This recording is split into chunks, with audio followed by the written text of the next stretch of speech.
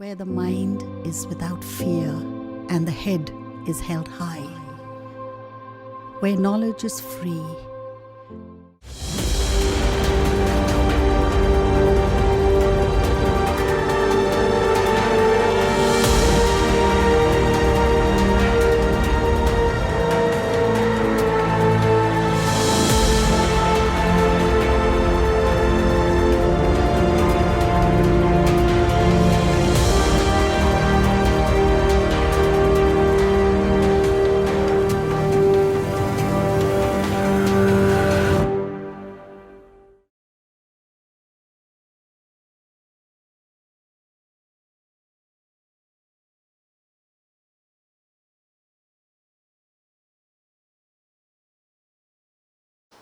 আমার শ্রেণীর ছাত্রছাত্রীরা সবাই ভালো আছো তো?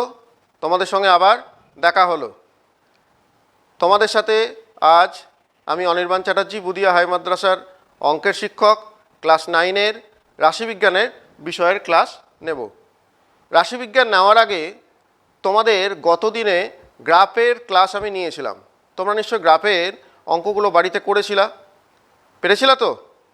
আচ্ছা, আরেকবার আমি একটু দেখিয়ে দিচ্ছি গত দিনের যে শেষ যে অঙ্কটা আমি করিয়েছিলাম তা আমি তোমাদেরকে গ্রাফ পেপারে এঁকে দেখাচ্ছি যে কীরকম ছবিটা দেখতে হবে। একটু প্রত্যেকে দেখে নেবে মন দিয়ে। 10 নম্বর অঙ্কটা ছিল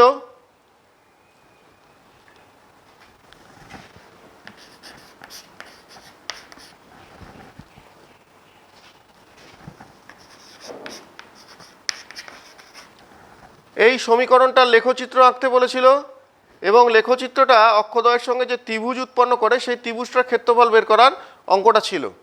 তো আমরা এটা গতদিন করে দেখিয়ে দিয়েছিলাম। তো আজকে গ্রাফ পেপারটা তোমাদের দেখালাম। এরকমভাবে গ্রাফ পেপারের মধ্যে কিন্তু সুন্দর করে আঁকতে হবে, রুল দিয়ে আঁকবে। আমি এখানে স্কেচ পেন ব্যবহার করেছি তোমাদের বোঝার সুবিধার জন্য। এইবার এটা আঁকার পরে তোমাদের দুটো লাইন লিখতে হবে। একটু দেখে নাও লেখাটা, আমি লিখে দিচ্ছি।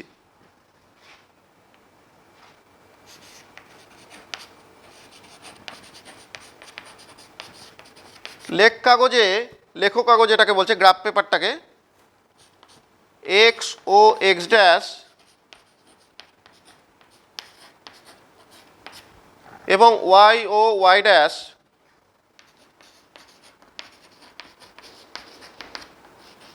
পরস্পর লম্ব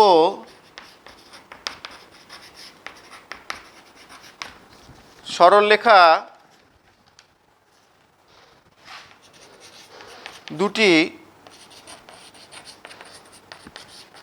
যথাক্রমে এক্স ও ওয়াই অক্ষ ও মূলবিন্দু ব্র্যাকেটে 0,0, অর্থাৎ ও বিন্দুটার ভুজ এবং কোটি দুটোই 0। লেখ কাগজে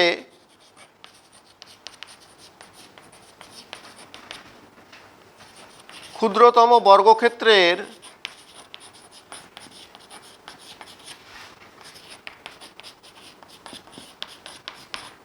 প্রতিটি বাহুকে 1 একক ধরে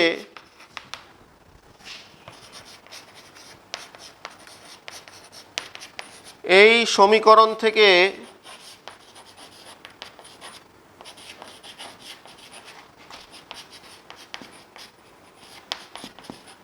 প্রাপ্ত বিন্দুগুলি বসিয়ে এ বি সরলরেখা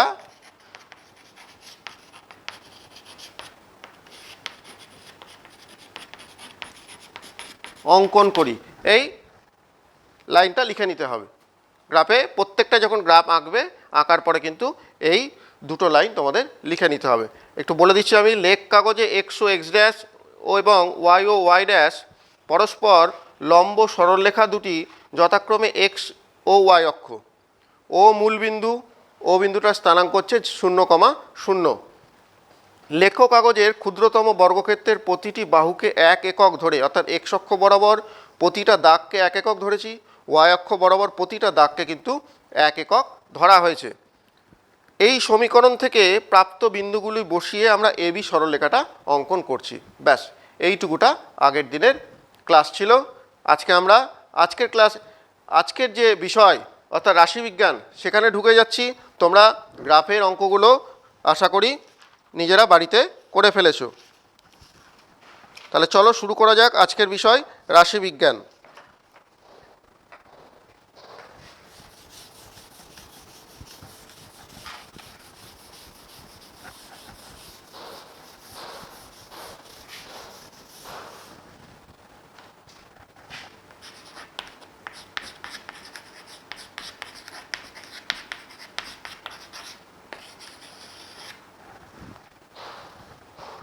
তোমাদের ক্লাসের ধরো 9-এ 40 জন ছাত্র আছে তোমাদের ক্লাসে।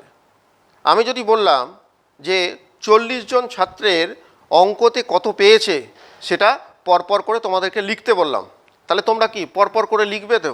যে 1 2 3 4 5 6 এরকমভাবে এইভাবে 40 জন ছাত্রের নম্বরটা আমরা যদি এরকম তোমরা যদি এভাবে লেখো, তাহলে এই যে যেটা লিখলে এটাকে বলা হয় কি কাঁচা তত্ত্ব। হ্যাঁ, অর্থাৎ প্রতিটা ছেলের আমরা আলাদা আলাদা করে নম্বরগুলোকে লিখেছি। এই যে কাঁচা তত্ত্ব এটাকে যদি আমি ছকের মাধ্যমে সাজাই, এটাকে বলছি কি আমরা পরিসংখ্যা বিভাজন তালিকা।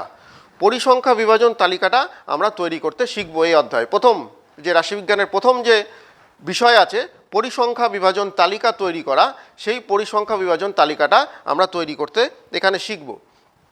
তো পরিসংখ্যা বিভাজন তালিকা আমি একটা দেখালে তোমরা বুঝতে পারবে যে কীভাবে করব।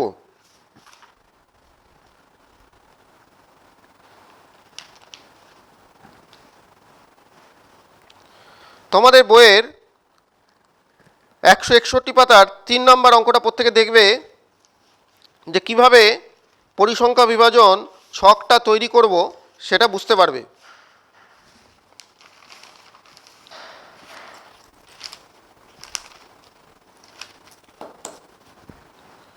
এখানে একটি ঝুড়িতে অনেকগুলি কমলালেবু রাখা আছে। এই এক ঝুড়ি কমলালেবু থেকে লক্ষ্যহীনভাবে 40টি কমলালেবু নিয়ে তাদের ওজন গ্রামে নিচে লিখলাম। অর্থাৎ 40টা কমলালেবুর ওজন পরপর করে লেখা আছে। তো এটাকে আমরা কাঁচা তত্ত্ব বলছি। এবার আমি ওপরের তত্ত্বের একটি পরিসংখ্যা বিভাজন ছক তৈরি করব। তাহলে পরিসংখ্যা বিভাজন ছকটা আমি কিভাবে তৈরি করব সেটা আমি তোমাদেরকে দেখাচ্ছি একটা অঙ্কের সাহায্যে। এখানে 40টা কমলালেবুর ওজন পরপর লেখা আছে।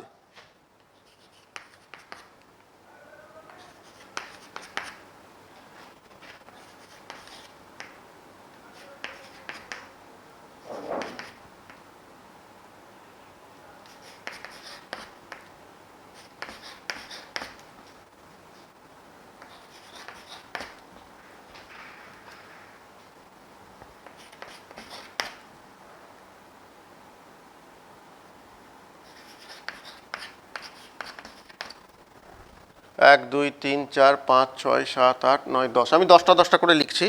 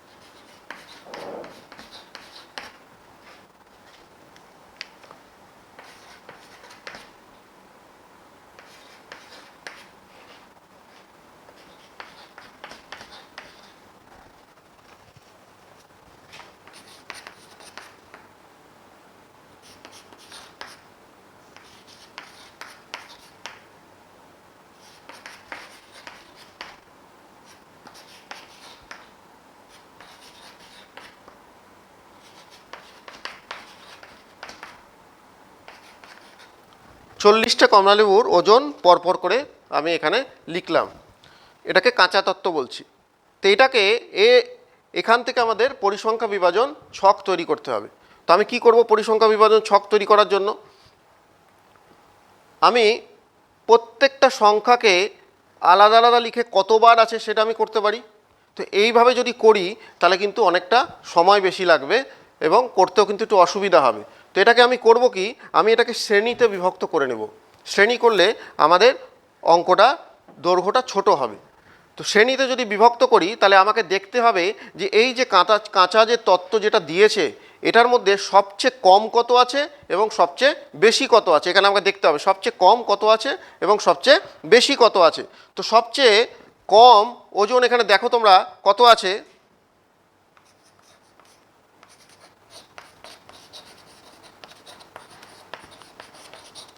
সর্বনিম্ন ওজন কত আছে এখানে? সর্বনিম্ন ওজন কিন্তু এখানে দেখতে পাচ্ছি 30 কিন্তু সর্বনিম্ন ওজন এখানে আছে 30।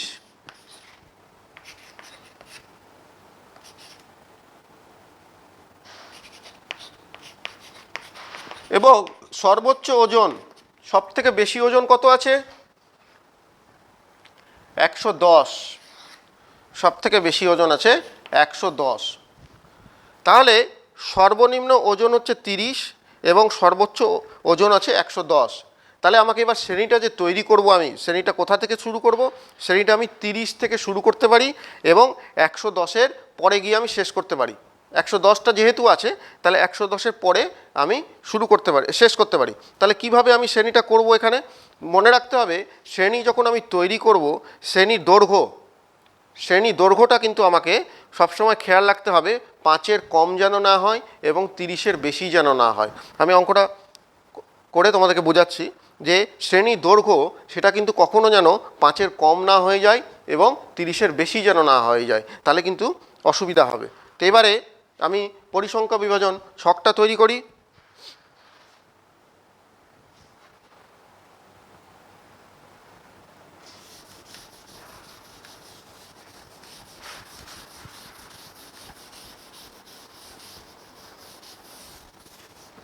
তাহলে প্রথম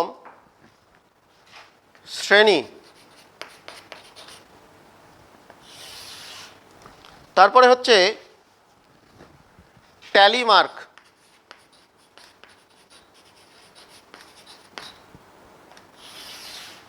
তারপরে হচ্ছে পরিসংখ্যা,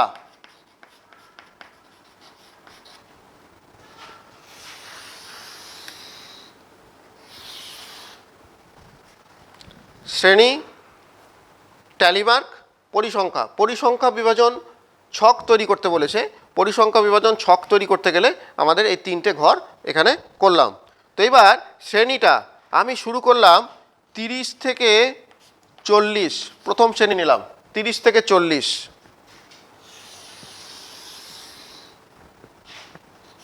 40 থেকে 50, 10-10 করে নিচ্ছি। 50 থেকে 60, 60 থেকে 70, 70 থেকে 80, 80 থেকে 90,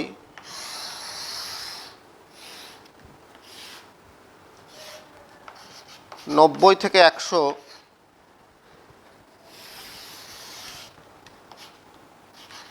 100 থেকে 110।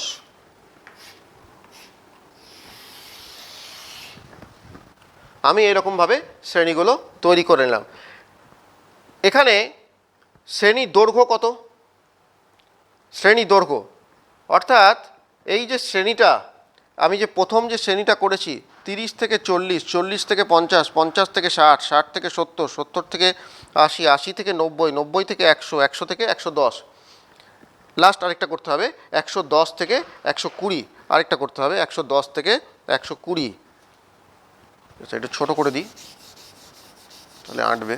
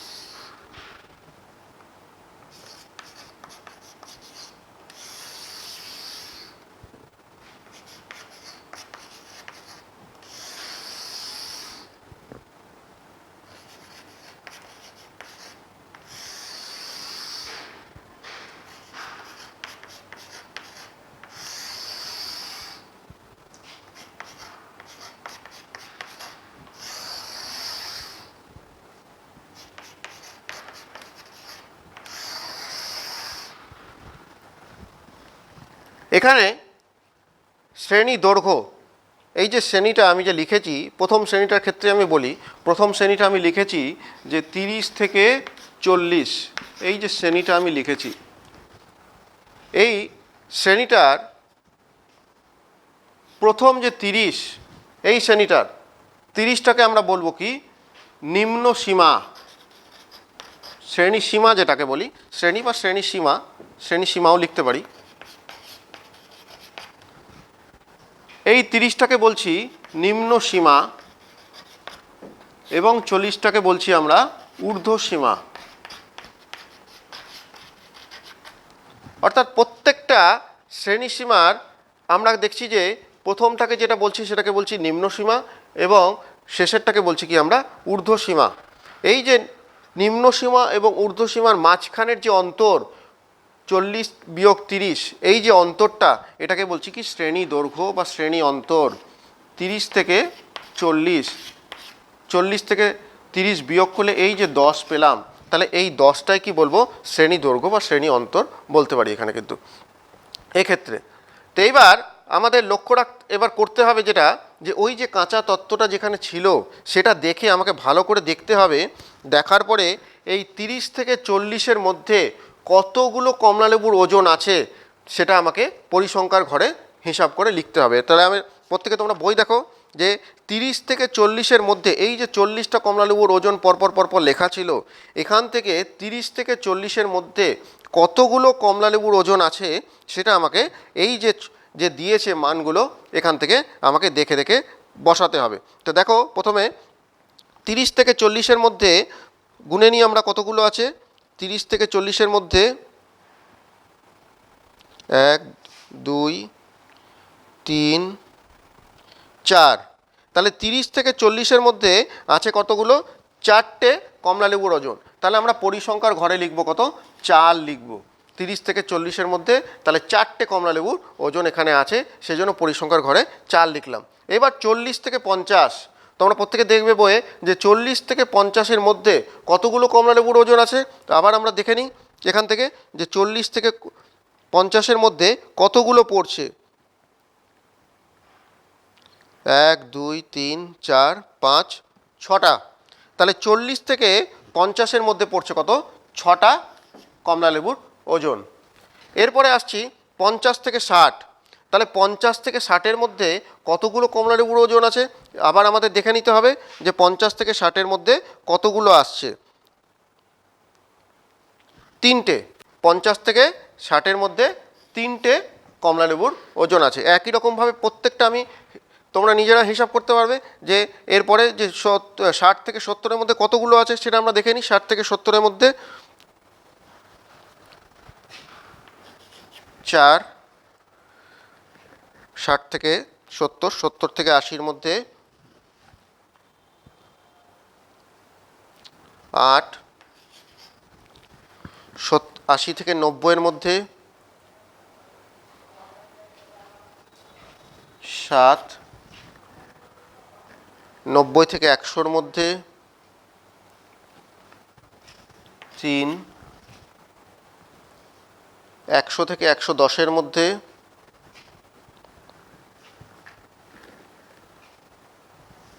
100 থেকে 110-এর মধ্যে 3, আর 110 থেকে 120-এর মধ্যে হচ্ছে 2। এইটা এইবার পরিসংখ্যাটা আমি যোগ করে দেখি যে কত হচ্ছে। 4 আর 6 কত 10, 10 3 13, 13 4 17, 17 8 25, 25 আর 7 32, 32 আর 3 হচ্ছে 35, 35 আর 3 হচ্ছে 38, 38 আর 2 হচ্ছে 40। অর্থাৎ মোট পরিসংখ্যা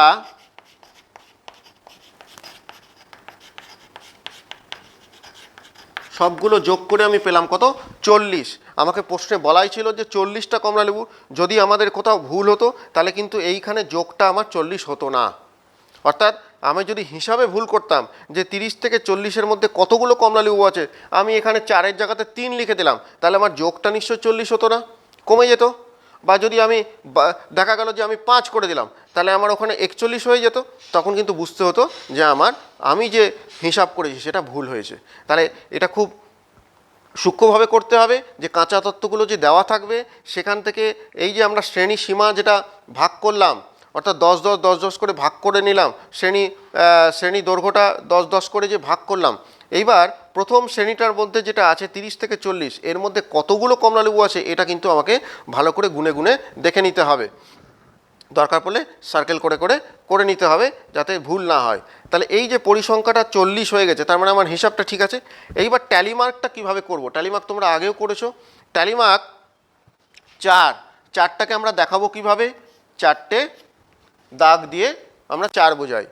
6 1 2 3 4, এটাকে যদি এভাবে কেটে দেওয়া যায় তাহলে 5 আর 1 6 হয়ে গেল।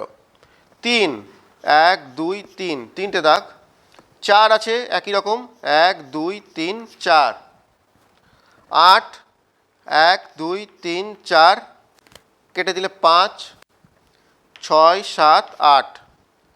7 1 2 3 4 5 6 7। 3 1 2 3 1 2 3, এখানে 2। এই হচ্ছে ট্যালি মার্ক। তাহলে পরিসংখ্যা বিভাজন ছক যে তৈরি করতে বলেছিল, এই ক্ষেত্রে আমি পরিসংখ্যা বিভাজন ছকটা তৈরি করে ফেলেছি কিন্তু পরিসংখ্যা বিভাজন ছকটা। তাহলে শ্রেণীসীমা, ট্যালি মার্ক, পরিসংখ্যা, যে কাঁচা তত্ত্বগুলো দেওয়া আছে সেখান থেকে খুঁজে নিয়ে আমরা এরকমভাবে ছকটা যে তৈরি করলাম এটাকে পরিসংখ্যা বিভাজন ছক বলছি, পরিসংখ্যা বিভাজন ছক। বুঝতে পেরেছো সবাই?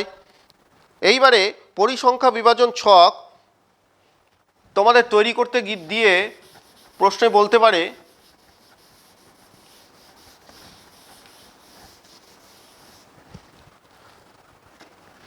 দু ধরনের পরিসংখ্যা বিভাজন ছক তৈরি করতে দিতে পারে। একটা হচ্ছে ক্ষুদ্রতম সূচক ক্রমযৌগিক পরিসংখ্যা বিভাজন ছক, আর একটা হচ্ছে বৃহত্তম সূচক ক্রমযৌগিক পরিসংখ্যা বিভাজন ছক। তাহলে আমি এই অঙ্কটার মধ্যেই দেখিয়ে দিচ্ছি যে ক্ষুদ্রতম সূচক ক্রমযৌগিক পরিসংখ্যা বিভাজন ছকটা কিভাবে করব। এই 3টে থাকলোই, তারপরে আমি আরেকটা ঘর এক্সট্রা করে দিচ্ছি। এটা হচ্ছে আমি নাম দিয়ে দিলাম যে ক্রমযৌগিক পরিসংখ্যা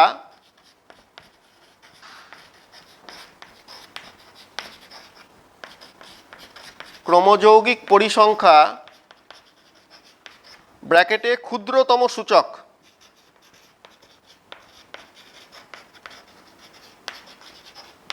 ক্ষুদ্রতম সূচক ক্রমযৌগিক পরিসংখ্যা ব্র্যাকেটে ক্ষুদ্রতম সূচক। দু ধরনের বলতে পারে, ক্রমযৌগিক পরিসংখ্যা ক্ষুদ্রতম সূচক, ক্রমযৌগিক পরিসংখ্যা বৃহত্তম সূচক। তো আমি এখান দিয়ে এই ছকটা থেকেই আমি দেখিয়ে দিচ্ছি একটার মধ্যেই তোমাদের বোঝার সুবিধার জন্য, যে এখান থেকেই আমি ক্ষুদ্রতম সূচক ক্রমযৌগিক পরিসংখ্যা বিভাজন ছকটা কেমন করে তৈরি করব।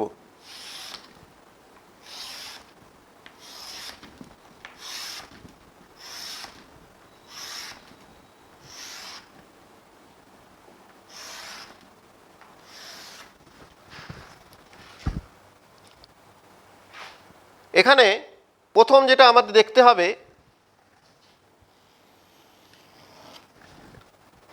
ঊর্ধ্বসীমাটা।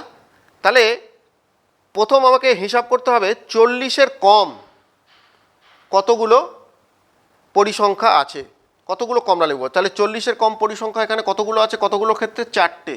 তাহলে এখানে প্রথমটা আমি 4 লিখে দিলাম।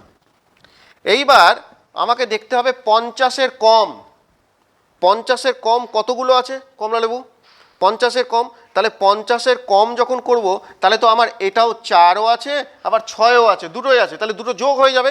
তাহলে এক্ষেত্রে কি হবে, 4 যোগ 6 মানে কত হলো, 10 হলো। 4 যোগ 6 10 হলো। এইবার 60-এর কম, 60-এর কম কতগুলো আছে, 60-এর কমের মধ্যে কি হবে, এটাও চলে আসছে, এটাও চলে আসছে, এটাও চলে আসছে, মানে এই 3টে তখন যোগ হয়ে যাচ্ছে। তাহলে 60-এর কম যদি হয় তখন কি হবে, 4 যোগ 6 যোগ 3 13। একই রকম পরেরটাতে 70-এর কম, 70-এর কম কতগুলো আছে, 70-এর কমের মধ্যে তাহলে এইটাও যোগ, এটা যোগ, এটা যোগ, এটা যোগ, এই চারটে যোগ করতে হবে। 70-এর কম তখন তখন কী করতে হবে? 4 যোগ 6 যোগ 3 যোগ 4, তাহলে কত হবে? তখন হয়ে যাচ্ছে 17। 80-র কম, 80-র কম কতগুলো আছে? তখন একই রকমভাবে প্রথম থেকে সবগুলো যোগ করে এই অবধি যোগ করব। তাহলে যোগ করি, কত হয়? 4 যোগ 6 যোগ 3 যোগ 4 যোগ 8, 25। তারপরে হচ্ছে 90-এর কম, আবার সবগুলো যোগ করতে হবে এই পর্যন্ত। তাহলে 4 যোগ 6 যোগ 3 যোগ 4 যোগ 8 যোগ 7, 32। 100-র কম, ওর সঙ্গে এইটা যোগ হয়ে যাবে। তাহলে আবার একই রকমভাবে সবগুলোই আমি যোগ করে আনতে পারি, বা আমি এই আগেরটা যেটা ছিল তার সঙ্গে শুধু এটাকে যোগ করে দিলেও হয়ে যাবে। কিন্তু তাহলে কিন্তু আমাকে এবার যোগ করে করে দেখানোর দরকার নেই। এটা তোমাদেরকে বোঝানোর জন্য করছি। যখন তোমরা পরীক্ষার সময় করবা তখন কিন্তু এটা না দেখালেও হবে, শুধু লিখে দিলেই হবে। আমরা কিভাবে পাচ্ছি? আগেরটার সঙ্গে জাস্ট পরেরটা যোগ করে দিচ্ছি, তাহলেই পেয়ে যাচ্ছি। এটা কিভাবে আসছে সেটাই দেখানোর জন্য আমি কিন্তু এইভাবে তোমাদেরকে দেখালাম প্রথমটা। তাহলে একই রকম আমি 32-এর সঙ্গে এটা যোগ করতে পারি, বা সবগুলোই আবার লিখতে পারি এরকমভাবে। তাহলে 4 যোগ 6 যোগ 3 যোগ 4, এর সঙ্গে 3 যোগ, তাহলে 35। এবার একই রকম 110-এর কম, 110-এর কম এই 35-এর সঙ্গে আমি আগেরটার সঙ্গে এটাকে যোগ করে দিলে তাহলেও পেয়ে যাব। তাহলে প্রত্যেকটা লেখার দরকার নাই। তাহলে এখানে করে দিলাম 35 যোগ 3, 38। একই রকম এখানে 38-এর সঙ্গে আমি 2 যোগ করে দিচ্ছি, পেয়ে যাচ্ছি 40। এই যে পরিসংখ্যাটা কিন্তু মিলে গেল, দেখো 40 শেষেরটা। হ্যাঁ, এই যে ছকটা, এটাকে বলছি ক্ষুদ্রতম সূচক ক্রমযৌগিক পরিসংখ্যা বিভাজন ছক। ক্ষুদ্রতম সূচক ক্রমযৌগিক পরিসংখ্যা বিভাজন ছক। একই রকমভাবে আমাদের বলতে পারে যে বৃহত্তম সূচক ক্রমযৌগিক পরিসংখ্যা বিভাজন ছক তৈরি করো। তো ওটা আমি দেখাচ্ছি, এই অঙ্কটা দিয়ে দেখিয়ে দিচ্ছি বৃহত্তম সূচক ক্রমযৌগিক পরিসংখ্যা বিভাজন ছকটা। তাহলে একটার মধ্যে থেকে হয়ে যাবে। তাহলে কীরকমভাবে করলাম একটু বলে দিই।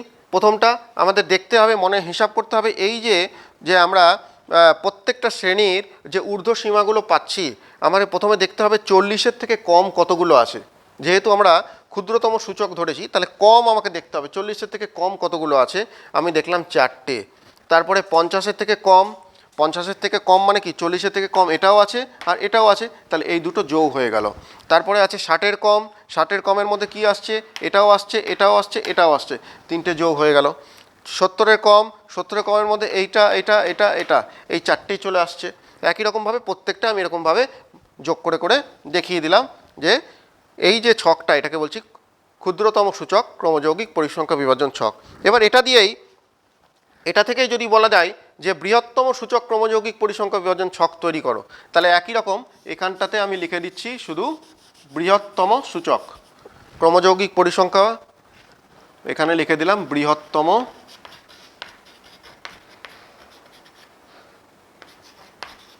বৃহত্তম সূচক। এটা যদি হয় কিভাবে করব?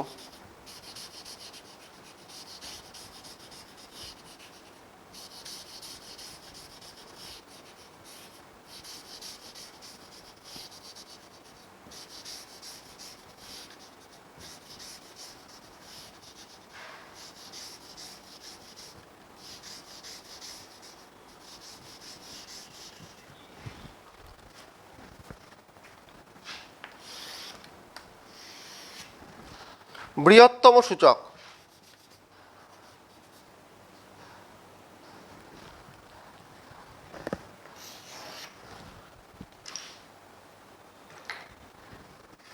বৃহত্তম সূচক ক্রমযৌগিক পরিসংখ্যাটা আমরা কিভাবে করব?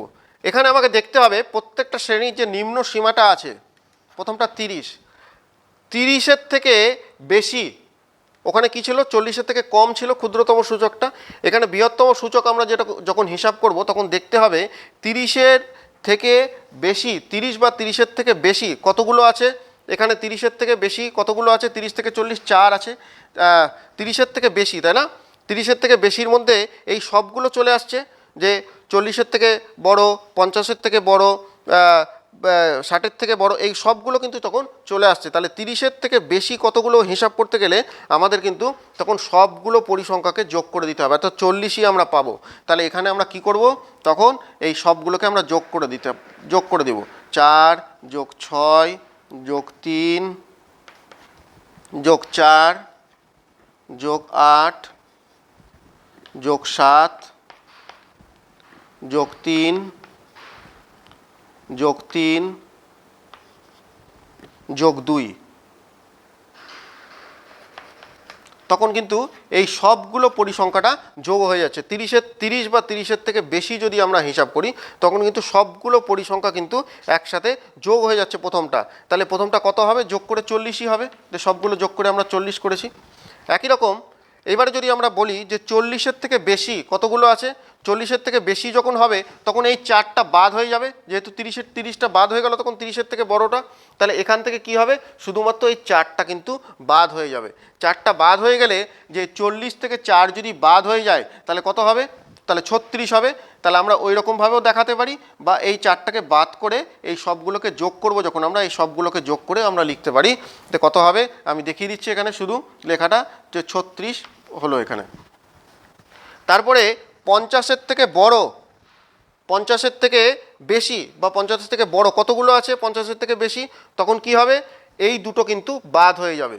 50-এর থেকে বেশি যখন করলাম তখন 30-এর থেকে বেশিটা বাদ হয়ে গেল, 40-এর থেকে বেশিটা বাদ হয়ে গেল, এই দুটো। তাহলে এই দুটো যদি বাদ হয়ে যায় তখন আমরা এই দুটোকে বাদ দিয়ে দেবো, তাহলে এইখান থেকে বাকিটা যোগ হবে। তাহলে 36 থেকে যদি এই দুটো বাদ করে দিই আমরা, 36 থেকে যদি আমরা 6টাকে বাদ করে দিই তাহলে কি হবে, 30 হয়ে যাচ্ছে কিন্তু এখানে। তাহলে এরকমভাবেও লিখতে পারি, বা আমরা কি করতে পারি, এই পর্যন্ত বাদ দিয়ে বাকি সবগুলোকে যোগ চিহ্ন দিয়েও দেখাতে পারি। এরকমভাবে বৃহত্তম সূচক ক্রমযৌগিক পরিসংখ্যা বিভাজন ছকটা কিন্তু তৈরি করতে পারবা নিজেরা এরকমভাবে। এরপরটা কি হবে, 60-এর থেকে বেশি, 60-এর থেকে বেশি কি করতে হবে, তখন এইগুলো বাদ হয়ে যাবে, অর্থাৎ এই তিনটে তখন কিন্তু বাদ হয়ে গেল। এটা 3 ছিল, 33। তাহলে এরকমভাবে এইটা বাদ হয়ে গেল। এরপরে যখন 70-এর থেকে আমরা বেশি বার করব তখন এটা বাদ হয়ে গেল, 80-র থেকে বেশি তখন এটা বাদ হয়ে যাবে।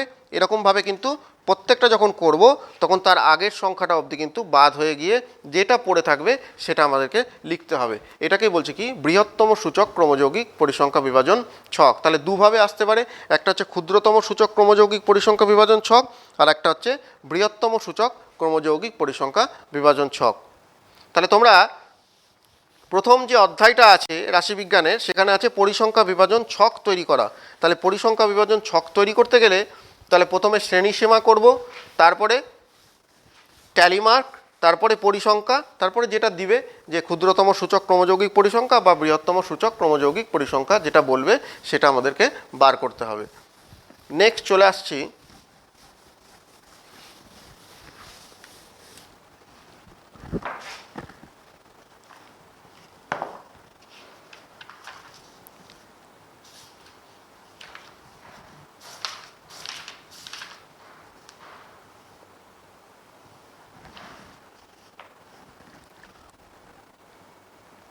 পরিসংখ্যা বিভাজন ছকেরই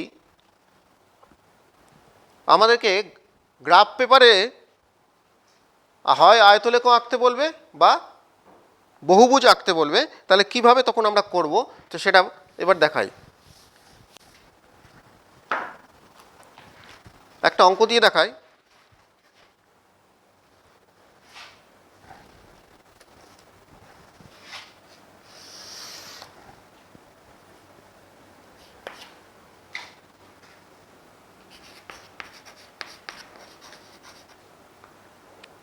দৈনিক লাভ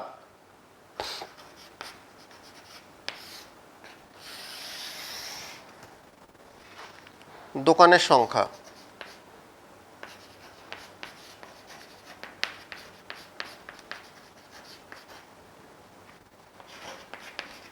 শূন্য থেকে 50, 50 থেকে 100, 100 থেকে 150, 150 থেকে 200, 200 থেকে 250। পরিসংখ্যা, দোকানের সংখ্যা, পরিসংখ্যা 8, 15, 10, 12, 5। এই একটা ছক দিয়েছে, এই ছকটা দিয়ে বলছে ওপরের তত্ত্বের আয়তলেখ অঙ্কন করতে হবে। তাহলে এখানে এরকম ছক দিয়ে আমাদেরকে দুটো জিনিস করতে বলবে, একটা হচ্ছে আয়তলেখ অঙ্কন করতে বলবে, অথবা যে বহুভুজ আঁকতে বলবে, বহুভুজ অঙ্কন। দুটোই কিন্তু আমাদের গ্রাফ পেপারের মধ্যে করতে হবে। তো গ্রাফ পেপারের মধ্যে দুটো জিনিসই করতে হবে। তো করার আগে আমাদেরকে একটা ছক করে নিতে হবে যে কিভাবে আঁকবো। আঁকার জন্য প্রথমে একটা খাতাতে ছক করে নিতে হবে, সেটা আমি প্রথমে দেখাই যে কিভাবে অঙ্কগুলো করতে হবে।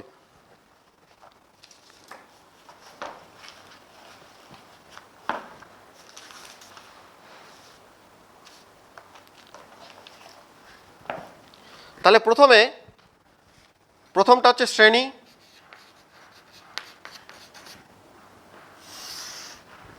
তারপরে হচ্ছে শ্রেণী দৈর্ঘ্য,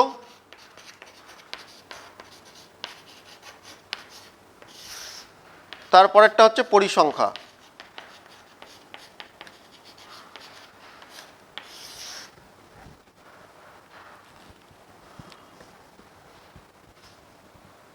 ছোট করে করি, গ্রাফ আঁকতে হবে।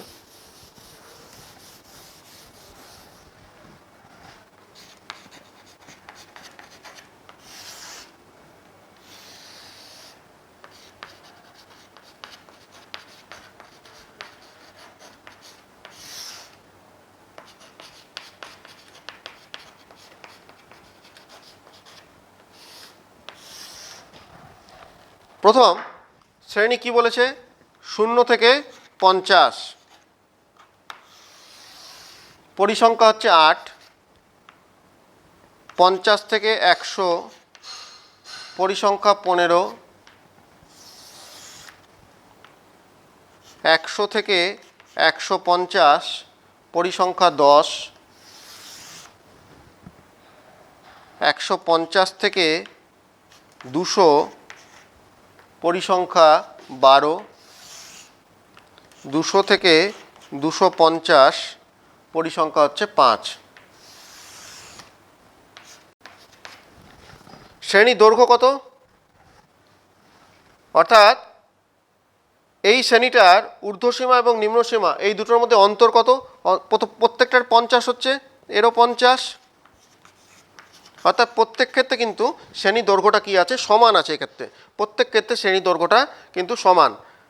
এইবার এটা থেকে আমাদের আয়তলেখ অঙ্কন করতে হবে। তো আমি প্রথমে বোর্ডে দেখাই, তো তোমরা এটা গ্রাফ পেপারে করবে।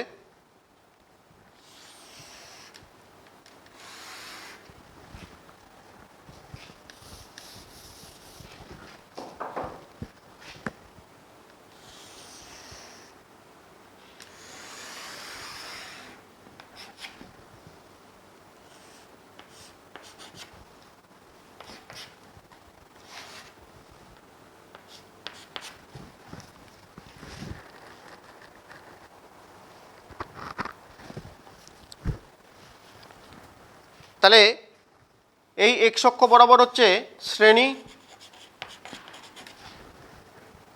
আর ওয়াই অক্ষ বরাবর হচ্ছে পরিসংখ্যা।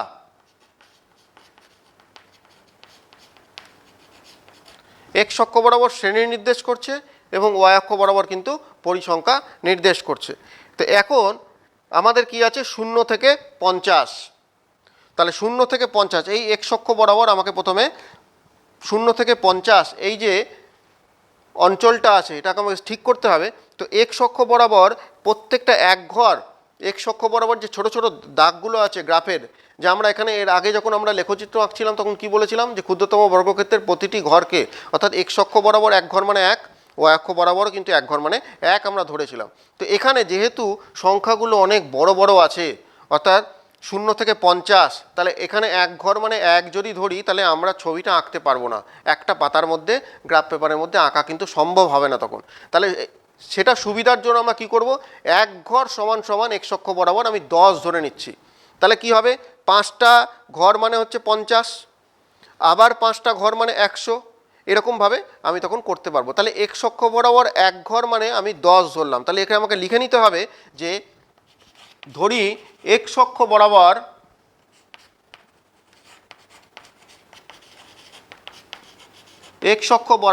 এক ঘর সমান সমান 10, আর ওয়াই অক্ষ বরাবর এই যে ওয়াই অক্ষটা যেহেতু পরিসংখ্যাটার দেখছি মানগুলো ছোট ছোট মান আছে 8, 15, 10, 12, 5, তাহলে এখানে ওয়াই অক্ষ বরাবর এক ঘর মানে আমি একই ধরতে পারি। ওয়াই অক্ষ বরাবর এক ঘর সমান সমান কিন্তু একই আমি তখন ধরলাম। এটা আমার সুবিধা মতো করতে পারি। প্রত্যেকটা অঙ্কের ক্ষেত্রে কিন্তু এটা ভ্যারি করবে। যদি শ্রেণীটার মানটা খুব ছোট ছোট থাকে, অর্থাৎ এখানে যদি 0 থেকে 10, 10 থেকে 20 এরকম যদি মান থাকে, তখন আমরা কি এক ঘর সমান সমান একই ধরে নেব, এক্স অক্ষ বরাবর এক ঘর সমান সমান এক ধরবো। আর কোনো সময়তে দেখা গেল পরিসংখ্যাগুলো অনেক বড় বড় আছে, 100, 120, 130 এরকম আছে, তখন আমরা এক ঘর সমান সমান যদি এক ধরি তাহলে কিন্তু আমরা ছবিটা আঁটাতে পারবো না, একই পাতার মধ্যে করতে পারবো না। সেক্ষেত্রে তখন কিন্তু আমরা সুবিধা মতো ওয়াই অক্ষ বরাবর এক ঘর সমান সমান 10 ধরতে পারি, 20 ধরতে পারি, সেটা নিজের ইচ্ছা মতো কিন্তু আমাকে অঙ্কটা দেখে বিবেচনা করতে হবে। এই অঙ্কটার ক্ষেত্রে আমি ধরলাম কি যে এক্স অক্ষ বরাবর এক ঘর সমান সমান আমি কত ধরেছি, আমি 10 ধরে নিলাম সুবিধার জন্য। তাহলে এখানে 5টা ঘর, তাহলে প্রথমে 0 দিয়ে শুরু হলো, 5 নম্বর এটা হচ্ছে 50 পেলাম, তারপরে আবার 5টা ঘর 100, তারপরে 150,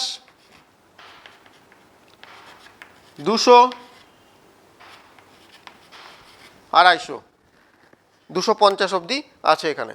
তাহলে এবার আমরা এইদিকে বিন্দুগুলো করছি, নির্দেশ করছি। তাহলে প্রথমটার পরিসংখ্যা কত আছে, 8 আছে।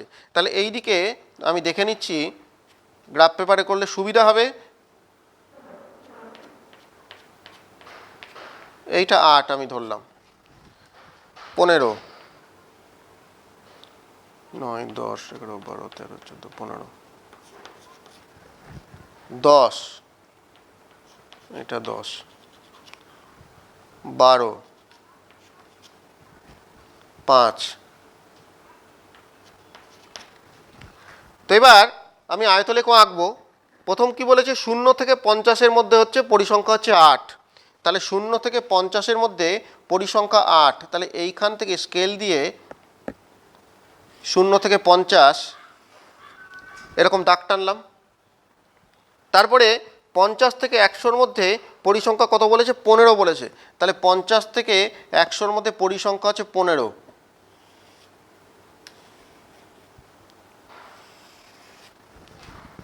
টানলাম। তারপরে 100 থেকে 150-এর মধ্যে হচ্ছে 10, 100 থেকে 150-এর মধ্যে হচ্ছে 10, 150 থেকে 200-র মধ্যে হচ্ছে 12,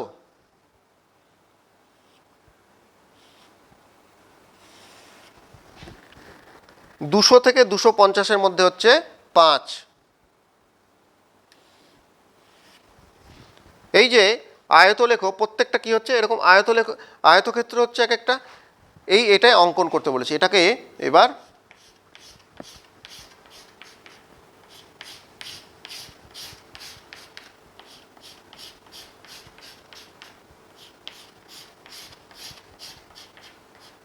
তাহলে ওই যে পরিসংখ্যা যে বিভাজন ছকটা দিয়েছে এটা থেকে আমাদের কি বললো, আয়তলেখ অঙ্কন করতে বললো। তাহলে আয়তলেখ অঙ্কন করতে গেলে আমাদেরকে প্রথমে এরকমভাবে আঁকতে হবে যে ছকটা করে নিলাম, শ্রেণী দৈর্ঘ্য পরিসংখ্যা, প্রত্যেকটা শ্রেণী দৈর্ঘ্য যেহেতু সমান আছে, তাহলে আয়তক্ষেত্রগুলো কিন্তু প্রত্যেকটা সমান মাপের হবে, প্রত্যেকটা সমান মাপের কিন্তু এখানে আয়তক্ষেত্র হবে। তাহলে প্রথমে 0 থেকে 50-এর মধ্যে পরিসংখ্যা 8 ছিল। তাহলে আমার সুবিধার জন্য আমি করেছিলাম যে এক্স অক্ষ বরাবর এক ঘর সমান সমান আমি 10 ধরেছিলাম, যেহেতু শ্রেণীটা বড় বড় আছে, 0 থেকে 50, 50 থেকে 100, 50 50 করে আছে, তাহলে এক ঘর সমান সমান যদি আমি 1 ধরতাম তাহলে আমাদের অঙ্ক করতে কিন্তু অসুবিধা হতো। সেটা সুবিধার জন্য সেটা এই নিয়মটা কিন্তু প্রত্যেকটা অঙ্কের জন্য আলাদা রকম হবে।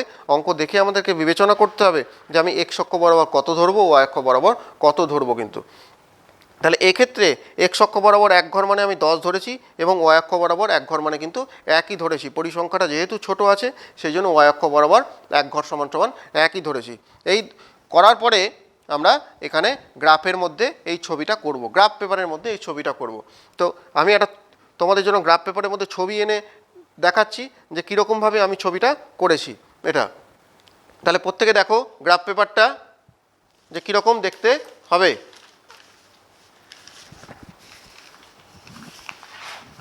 দেখবে প্রত্যেকে গ্রাফ পেপারটা।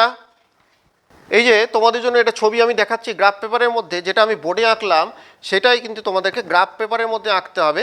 তো গ্রাফ পেপারে দেখতে পাচ্ছ যে এই দিকটা হচ্ছে আমি করেছি এই যে এক্স অক্ষ, এটা হচ্ছে ওয়াই অক্ষ, এই বরাবর শ্রেণীটাকে নির্দেশ করেছি এবং এই বরাবর পরিসংখ্যাটাকে নির্দেশ করেছি। আমি লিখে দিয়েছি এখানে যে ধরি এক্স অক্ষ বরাবর 1 ঘর সমান সমান 10 এবং ওয়াই অক্ষ বরাবর 1 ঘর মানে হচ্ছে 1, আমি ধরে নিয়েছি এখানে সুবিধার জন্য, যেটা তোমাদেরকে বললাম। এইবার প্রথমটা আছে 0 থেকে 50। তাহলে দেখো যে তোমরা যে এই 5 নম্বর ঘরটাতে 50 পাবো, 1 ঘর মানে যদি আমি 10 ধরি তাহলে প্রথমটা 10, 20, 30, 40, 50, 5 নম্বর ঘরটাতে কিন্তু আমি 50 পাবো। একই রকম তারপরে 10 নম্বর ঘরটাতে আমি 100 পাবো, তারপরে 15 নম্বর ঘরটাতে আমি 150 পাবো, তারপরে 20 নম্বর ঘরটাতে আমি 200 পাবো, আর 25 নম্বর ঘরটাতে কিন্তু আমি 250 পাবো কিন্তু। তাহলে এইরকমভাবে যদি ধরি তাহলে এক পাতার মধ্যে কিন্তু আমাদের ছবিটা কিন্তু এঁটে যাবে এখানে। একই রকম ওয়াই অক্ষ বরাবর কিন্তু আমি 1 ঘর সমান সমান 1 ধরেছি, সেই জন্য 5, 8, 10, 12, 15 এগুলো কিন্তু ইন্ডিকেট করা আছে। তাহলে 0 থেকে 50-এর মধ্যে এই যে আয়তক্ষেত্র যেটা এঁকেছি তার মাথাটা দেখো ঠিক 8 অবধি আছে, যেহেতু পরিসংখ্যাটা 8 ছিল। তারপরে 50 থেকে 100-র মধ্যে যে আয়তলেখ্যটা আঁকা হয়েছে আয়তক্ষেত্রটা, তার মাথাটা ঠিক 15 দাগের অবধি গেছে, যেহেতু পরিসংখ্যাটা 15 ছিল। 100 থেকে 150-এর মধ্যে যেটা আঁকা হয়েছে তার মাথাটা কিন্তু ঠিক 10 অবধি গেছে, যেহেতু পরিসংখ্যাটা 10 ছিল। এরকমভাবে প্রত্যেকটার পরিসংখ্যা যতদূর গেছে আয়তক্ষেত্র কিন্তু মাথাটাও কিন্তু ঠিক তত অবধি গেছে। এরকমভাবে ছবিটা কিন্তু তোমাদেরকে পরীক্ষার সময় আঁকতে হবে প্রশ্নেতে। বুঝতে পেরেছো প্রত্যেকে? একটু দেখে নাও। এটাই আমি বোর্ডে এঁকেছিলাম, তোমাদেরকে গ্রাফ পেপারে আঁকতে হবে। গ্রাফ পেপারে এরকমভাবে এঁকে দেখাতে হবে।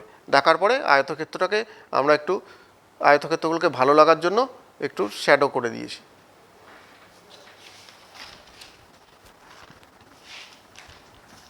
আচ্ছা, এটা গেল আয়তলেখ অঙ্কন।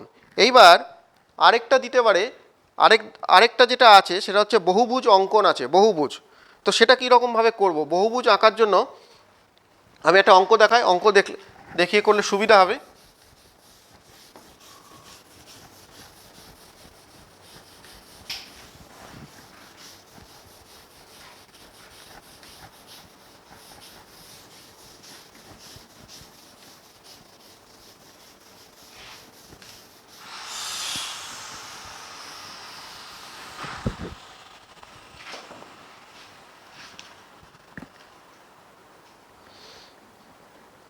আমরা 6 নম্বর অঙ্কটা দেখি।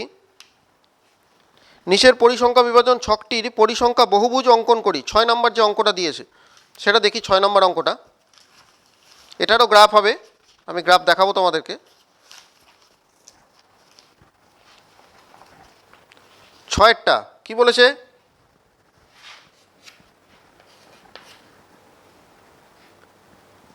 নিচের পরিসংখ্যা বিভাজন ছকটির পরিসংখ্যা বহুভুজ অঙ্কন করি। শ্রেণী,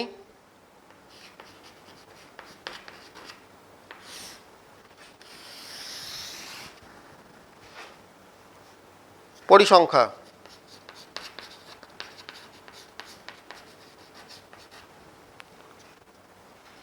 শূন্য থেকে 5,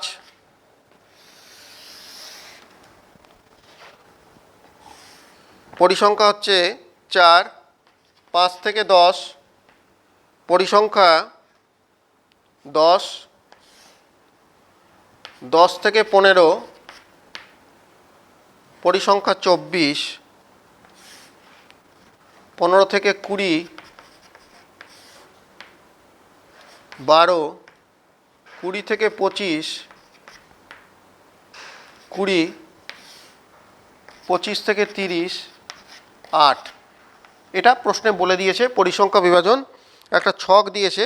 এখান থেকে বলেছে যে পরিসংখ্যা বিভাজন ছকটির পরিসংখ্যা বহুভুজ অঙ্কন করতে বলেছে। পরিসংখ্যা বহুভুজ, তাহলে ওটা ছিল আয়তলেখ অঙ্কন, এটা হচ্ছে পরিসংখ্যা বহুভুজ অঙ্কন। দুটো আছে, যে একটা হচ্ছে আয়তলেখ অঙ্কন, একটা হচ্ছে পরিসংখ্যা বহুভুজ অঙ্কন, দুটোই শিখতে হবে। তাহলে এর আগেরটা ছিল আয়তলেখ অঙ্কনটা শিখালাম, এবারে বহুভুজ আঁকাটা কীভাবে আঁকতে হবে সেটা দেখে নিই। তাহলে এক্ষেত্রে আমাদেরকে প্রথমে ছক করতে হবে। প্রথমে শ্রেণী, এখানে আরেকটা করতে হবে, সেটা হচ্ছে মধ্যমান, মধ্যমান পরিসংখ্যা।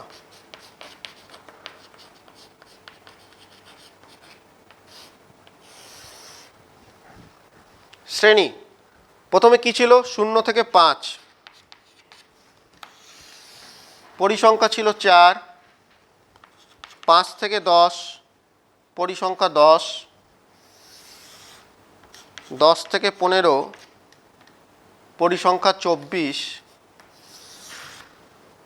15 থেকে 20 পরিসংখ্যা 12, 20 থেকে 25 পরিসংখ্যা 20 এবং শেষেরটা হচ্ছে 25 থেকে 30 পরিসংখ্যা হচ্ছে 8। আমাদেরকে মধ্যমানটা বের করতে হবে। মধ্যমানটা কিভাবে বের করব, এই যে শ্রেণীটা আছে, এই শ্রেণীটার প্রত্যেকটা শ্রেণী আমি বলেছিলাম যে প্রথমটাকে আমরা বলবো যে নিম্নসীমা এবং শেষেরটাকে বলবো কি ঊর্ধ্বসীমা। তাহলে এখানে 0 থেকে 5 এই যে শ্রেণীটা আছে, 0 থেকে 5 এই শ্রেণীটার প্রথম এই 0টাকে বলবো কি আমরা নিম্নসীমা, আর এই 5টাকে বলবো কি ঊর্ধ্বসীমা। শ্রেণী দৈর্ঘ্য আমরা কেমন করে বার করছিলাম, এই দুটোর মধ্যে যে বিয়োগফল বা অন্তর সেটাকে আমরা বলছিলাম কি শ্রেণীর দৈর্ঘ্য আমরা বলছিলাম। তো এখানে 5 থেকে 0 মানে 5 ছিল। এবার মধ্যমান বের করব কিভাবে, দুটোকে যোগ করে 2 দিয়ে ভাগ, এটা হচ্ছে মধ্যমান। তাহলে মধ্যমান বের করার নিয়ম হচ্ছে যে ঊর্ধ্বসীমা নিম্নসীমা যোগ করে 2 দিয়ে ভাগ, নিম্নসীমা যোগ ঊর্ধ্বসীমা ভাগ 2। তাহলে এক্ষেত্রে কি হবে, 0 যোগ 5 বাই 2, তাহলে 5কে 2 দিয়ে ভাগ করলে কত হবে 2.5, এখানে হবে 2.5।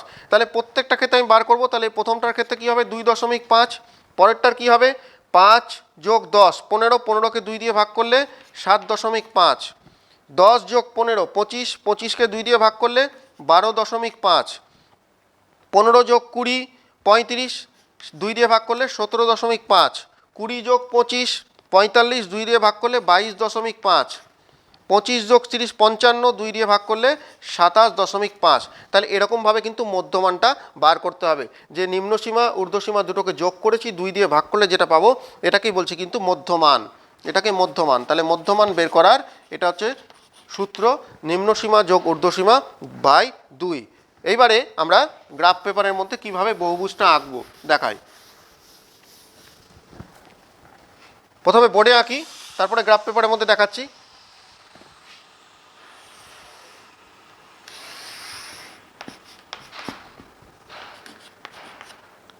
এখানে বহুভুজ আঁকতে গেলে এক্স অক্ষ বরাবর হচ্ছে মধ্যমান, ওয়াই অক্ষ বরাবর হচ্ছে পরিসংখ্যা।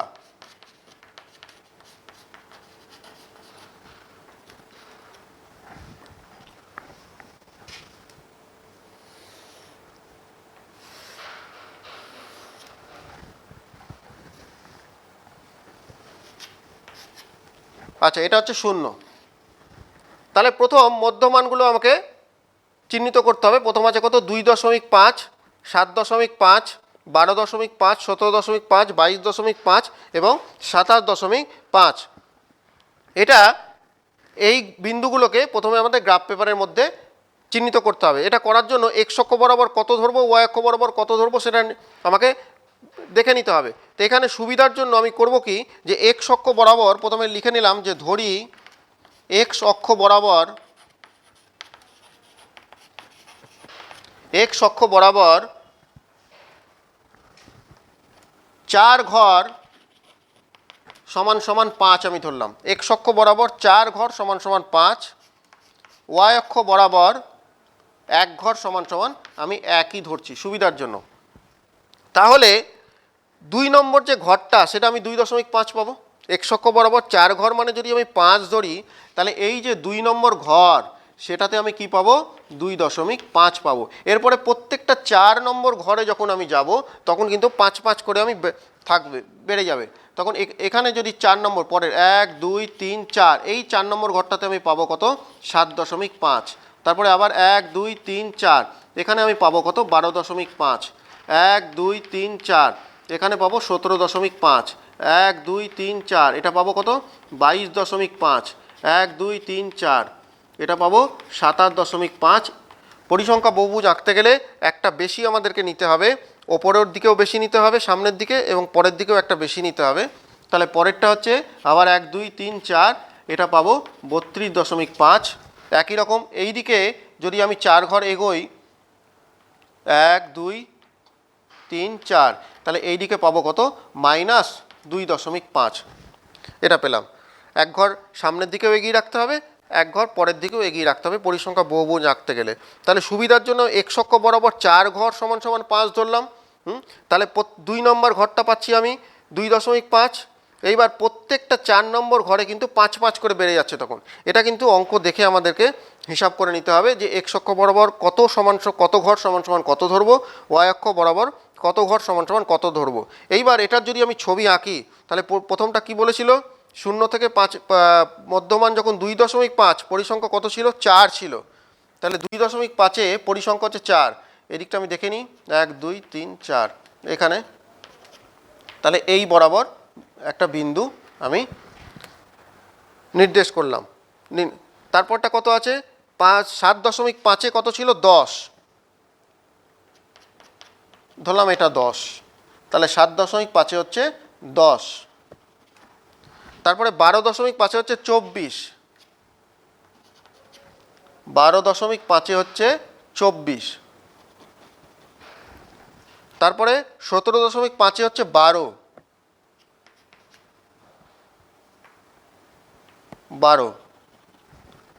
তারপরে 22.5-এ হচ্ছে 20। 22.5-এ হচ্ছে 20। তারপরে 27.5-এ হচ্ছে 8।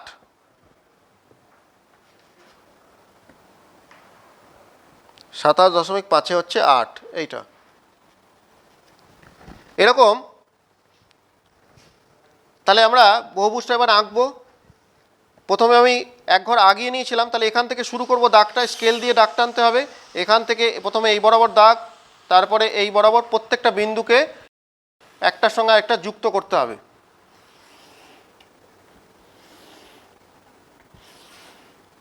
এবং শেষেরটা 32.5-এ 0। যেহেতু আগের এবং পরের কোনো পরিসংখ্যা নয় সেজন্য 0 থেকে শুরু করতে হবে। 0-ই ধরলাম যে -2.5-এ পরিসংখ্যা 0 ছিল এবং 32.5-এও কিন্তু পরিসংখ্যাটা 0 ধরে নিয়ে এখান থেকে আমরা দাগটা টানলাম। এই বিন্দুগুলোর নাম দিয়ে দিচ্ছি A B C D E F এবং এটার নাম দিলাম পি এবং কিউ। তাহলে এই যে বহুভুজটা আঁকতে বলেছিল, বহুভুজটার নাম কি? P A B C D E F এবং কিউ। এই যে বহুভুজটা, এই পরিসংখ্যা বহুভুজটা এখানে কিন্তু আঁকলাম। তো এটা আমি বোর্ডে দেখালাম। এবার এটা গ্রাফ পেপারের মধ্যে আঁকতে হবে। তো গ্রাফ পেপারে আঁকলে কেমন দেখতে হবে সেটা আমি তোমাদেরকে দেখাচ্ছি। একটা আমি এখানে নিয়ে এসেছি গ্রাফ পেপারে, তো তোমরা দেখে নাও। গ্রাফ পেপারের মধ্যে আঁকলে কিন্তু এটা এই রকম দেখতে হবে। তাহলে আমি এখানে লিখে দিয়েছি যে এক্স অক্ষ বরাবর 4 ঘর সমান সমান 5 এবং ওয়াই অক্ষ বরাবর 1 ঘর সমান সমান 1। প্রতিটা অঙ্কের ক্ষেত্রে কিন্তু এটাকে আমাদের লিখে নিতে হবে। এটা অঙ্কের ক্ষেত্রে কিন্তু ভ্যারি করবে। এখানে মধ্যমানটা 2.5, 7.5, 12.5, 17.5, 22.5, 27.5 এবং 32.5। তাহলে এই দিকটা মধ্যমান এবং ওপরের দিকটা কিন্তু পরিসংখ্যা ইন্ডিকেট করছে। তাহলে প্রথমটা এখানে ছিল, প্রথমটার ক্ষেত্রে ছিল হচ্ছে 4, তারপরেরটা ছিল হচ্ছে 10, তারপরেরটা 24, তারপরেরটা 12, তারপরে 20, তারপরে 8। আমি A B C D E F নাম দিয়ে দিয়েছি এবং -2.5-এ 0 পরিসংখ্যা ছিল, দেওয়া ছিল না, এবং 32.5-এও পরিসংখ্যাটা 0 হবে। এই জন্য এখান থেকে শুরু করতে হবে P A B C E F এবং কিউ। এটাই হচ্ছে পরিসংখ্যা বহুভুজটা। তাহলে এরকমভাবে কিন্তু পরিসংখ্যা বহুভুজ আঁকতে হবে। তাহলে এইখানকার মধ্যে দুটো জিনিস ছিল, একটা হচ্ছে আয়তলেখ অঙ্কন এবং একটা হচ্ছে পরিসংখ্যা বহুভুজ অঙ্কন। তোমাদেরকে এই দুটোই তোমাদের সিলেবাসের মধ্যে আছে, যে আয়তলেখ অঙ্কন এবং পরিসংখ্যা বহুভুজ অঙ্কন। তাহলে এবারে মোটামুটিভাবে এই চ্যাপ্টারটা হয়ে গেল।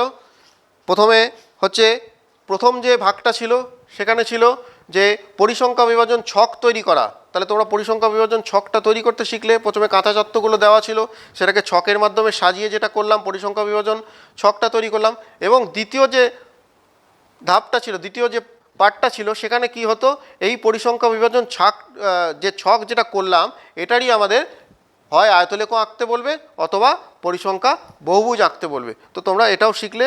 এই জিনিসটা কিন্তু গ্রাফ পেপারের মধ্যে করতে হবে। তোমাদেরকে গ্রাফ পেপারের মধ্যে আমি এঁকে দেখালাম যে কীরকম দেখতে হবে। তোমরা বাড়িতে নিজেরা এবার অঙ্কগুলো চেষ্টা করবে, আশা করি তোমাদের অঙ্কগুলো হয়ে যাবে। প্রত্যেকে ভালো থাকবে, সুস্থ থাকবে আর ক্লাসগুলো অবশ্যই ফলো করবে।